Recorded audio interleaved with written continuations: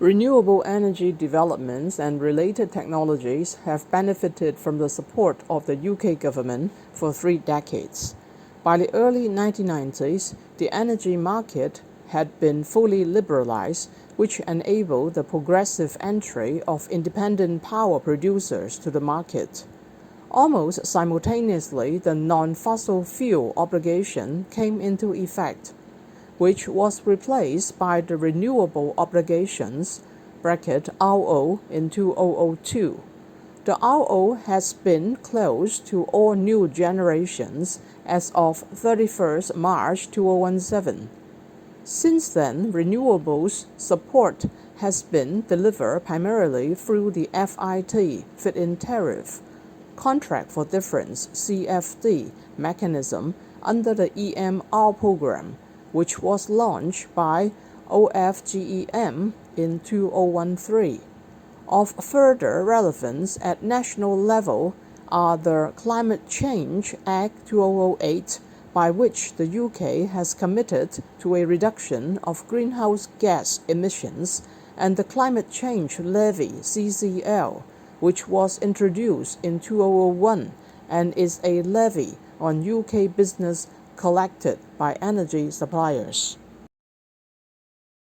Renewable obligations. The RO scheme was introduced in England and Wales in 2002 and administered by Ofgem.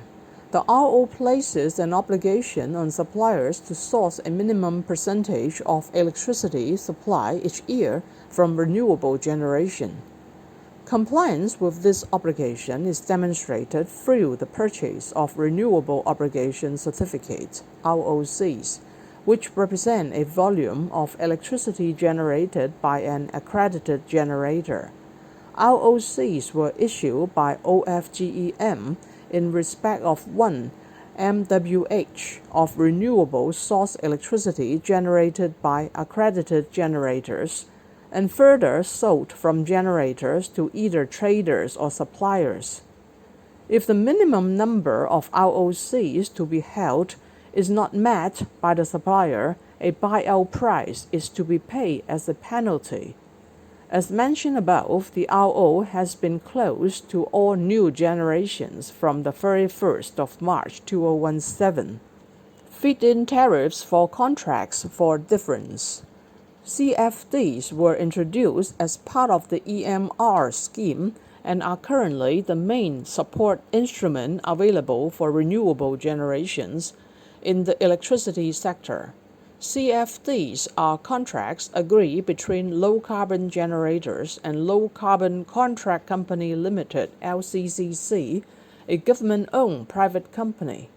CfDs provide a steady income to eligible generators by paying two-way difference payments against an agreed (commonly index-linked) CfD strike price. If the electricity market price is below the strike price, the generator receives the difference between the strike price and the market price, and, consequently, if the market price rises above the strike price, the generator will need to pay the difference to the LCCC. This strike price mechanism reduces the generator's exposure to the volatility of electricity prices and, therefore, provide bankability for the project by lowering the cost of debt and the equity capital required. An eligible generator is, broadly speaking, any renewable or nuclear generator. The FiT scheme was introduced in 2010 with the purpose of promoting the deployment and use of small-scale generation (less than 5 MW). Suppliers that join the FiT scheme, either voluntarily or compulsorily, for those that supply more than 250,000 domestic users, become FiT licensees.